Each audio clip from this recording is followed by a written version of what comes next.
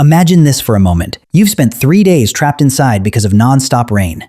You have a roof over your head, electricity, warm clothes, a stocked kitchen, and a phone to keep you entertained. Yet by the 3rd day, you're already frustrated. Now, take every one of those comforts away. No roof, no walls, no dry bed waiting for you. No waterproof clothing, no hot meal, no heater, no place to escape the storm. Instead, you're standing in a dense European forest nearly 60,000 years ago. Rain has been falling for days, and according to the sky above, it's nowhere near finished. Every branch is soaked. Every path has turned to mud. The air is cold enough that staying wet for too long could quietly end your life. This wasn't a survival challenge for ancient humans. It was everyday life. When people think about prehistoric survival, they usually imagine giant predators, mammoths, or dangerous hunts. Those threats certainly existed, but one of the greatest enemies our ancestors ever faced wasn't an animal at all. It was rain. Rain destroyed fires before they could spread. It soaked every piece of wood in the forest. It flooded shelters, spoiled food, and slowly pulled heat from the human body hour after hour. Unlike a predator, rain never needed to attack. It simply waited while the environment did the work. Yet, despite living through endless storms, freezing seasons, and some of the harshest climates on Earth, ancient humans didn't disappear. They adapted.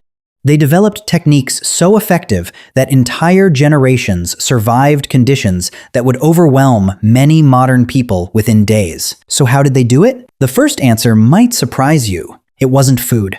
It wasn't weapons. It wasn't even shelter. The first battle was against something far less visible: heat. Most people think freezing temperatures are what kill. In reality, losing body heat is often the real danger. Water removes heat from your body dramatically faster than air. A cool breeze while you're dry can feel uncomfortable. That same breeze after you're completely soaked can become life-threatening. You don't need snow. You don't even need ice. A rainy day with temperatures around 10 degrees Celsius, combined with wet skin and steady wind, is enough to push the human body toward hypothermia if exposure lasts long enough. Ancient humans learned this lesson the hardest possible way, not from experiments, not from science, but from experience. They watched people weaken after hours of rain. They saw exhausted hunters become confused, lose coordination, and eventually stop moving altogether. Over thousands of years, one lesson became impossible to ignore. Keeping your body warm mattered more than almost everything else, and that completely changed how they thought about survival. Nothing demonstrates this better than fire. Today, starting a fire is almost effortless. We strike a lighter or press a button and expect flames within seconds. For prehistoric humans, losing a fire could mean losing their only reliable source of warmth, light, cooked food, and protection. During long periods of rain, creating a new fire from soaked materials wasn't simply difficult, it could be nearly impossible. That's why ancient people treated fire differently from us. They didn't think of it as something to create whenever they wanted. They treated it as something that had to stay alive. Instead of letting fires burn out, many communities protected them continuously.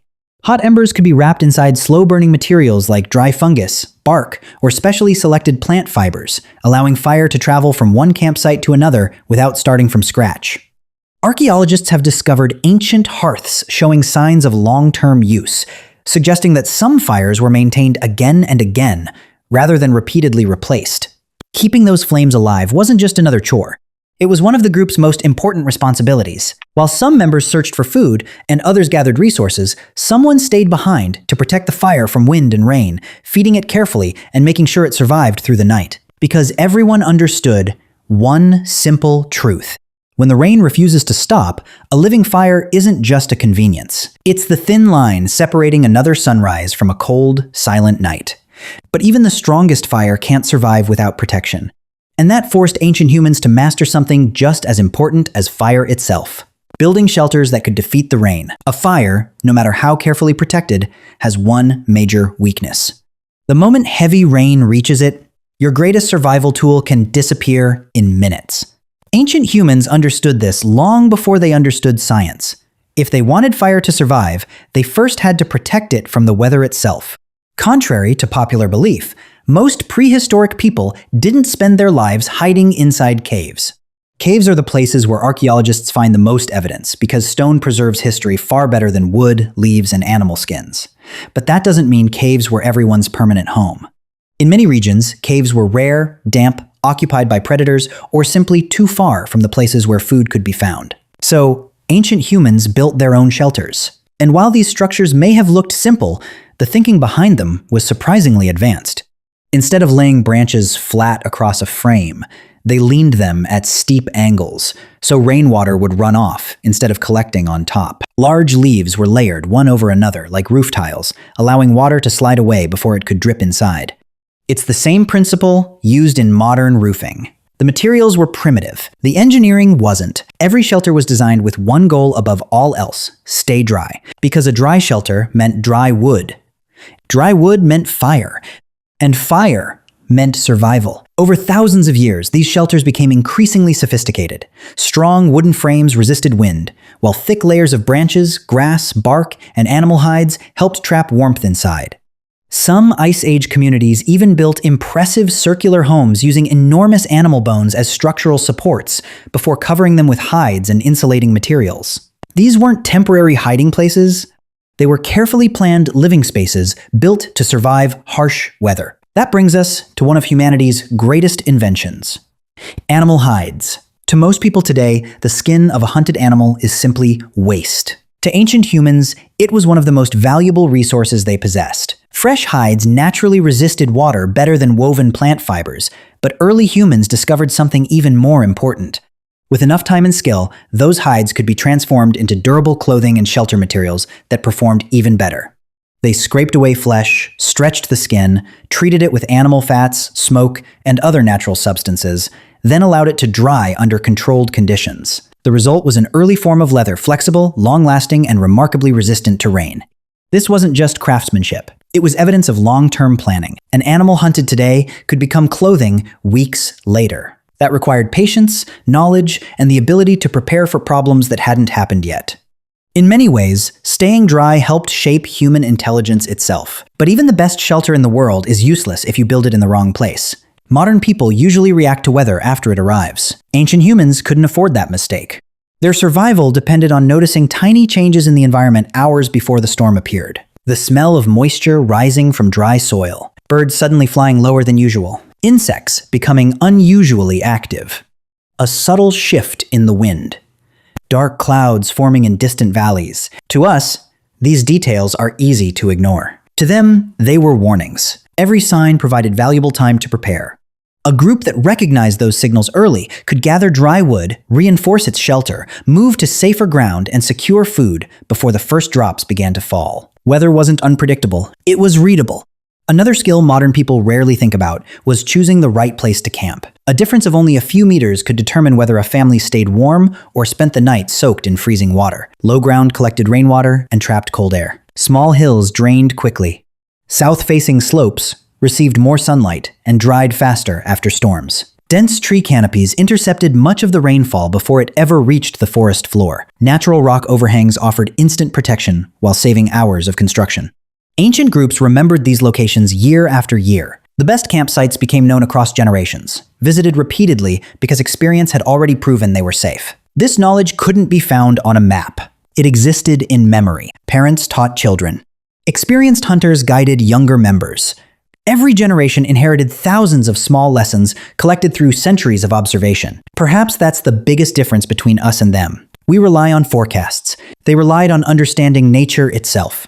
Every cloud, every tree, every slope, every change in the wind carried information. And for those who knew how to read it, the forest was constantly speaking. But survival in endless rain depended on far more than smart shelters and careful planning. The greatest advantage ancient humans ever possessed wasn't something they built. It was something they built together. For all their skill and ingenuity, ancient humans had one advantage that no shelter or fire could replace: each other. Hollywood often portrays prehistoric survival as the story of a lone hunter battling the wilderness alone. It makes for great entertainment, but it isn't how humans survived. Rain changes everything. A single person trying to stay warm, protect a fire, gather food, repair, shelter, and remain alert through days of bad weather quickly runs out of energy. A group, however, can divide those responsibilities. Some members searched for food. Others collected firewood whenever the rain eased. Someone remained behind to protect the fire, while the most experienced members decided when to move and where to build the next shelter. Every person became part of a system much larger than themselves. Even body heat became a shared resource. On cold, wet nights, People slept close together beneath hides and shelters, reducing heat loss and conserving precious energy. What might seem uncomfortable today was simply common sense thousands of years ago. Staying close wasn't about comfort.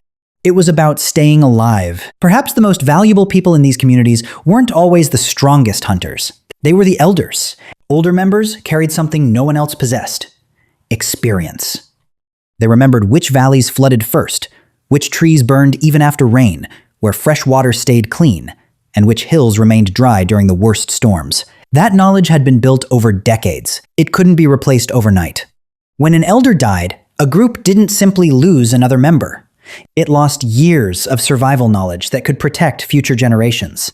Many archaeologists believe this is one reason humans began caring for older individuals long after they could no longer hunt efficiently. Their greatest contribution wasn't physical strength, it was wisdom. Rain also transformed the search for food.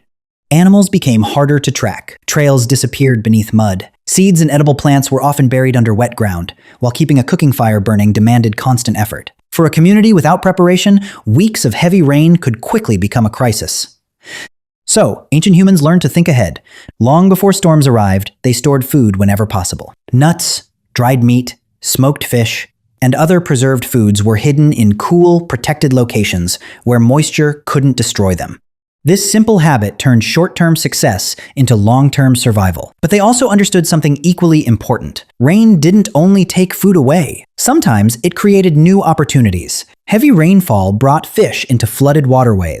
Mushrooms appeared across damp forests. Snails, frogs, insects, and countless other small animals became easier to collect. Instead of fighting the changing environment, ancient humans adapted to it.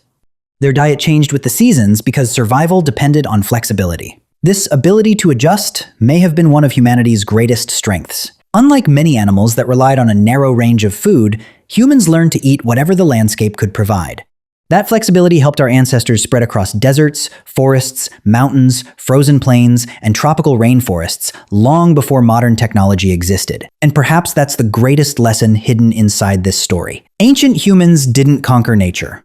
They learned to work with it. They watched the sky instead of ignoring it. They studied rivers instead of trying to control them. They understood the forests, the seasons, and the weather because every mistake carried real consequences. Today, rain is mostly an inconvenience. It delays flights. It ruins outdoor plans. It slows traffic. But for most of human history, rain was a constant test of intelligence, preparation, and cooperation. Every waterproof jacket, every heated home, every drainage system, and every weather forecast we depend on today exists because countless generations before us spent thousands of years solving the same problem with far fewer tools. They discovered how to preserve fire. They designed shelters that shed water. They transformed animal hides into weather-resistant clothing. They memorized landscapes, predicted storms, stored food, and passed that knowledge from one generation to the next. These weren't isolated inventions.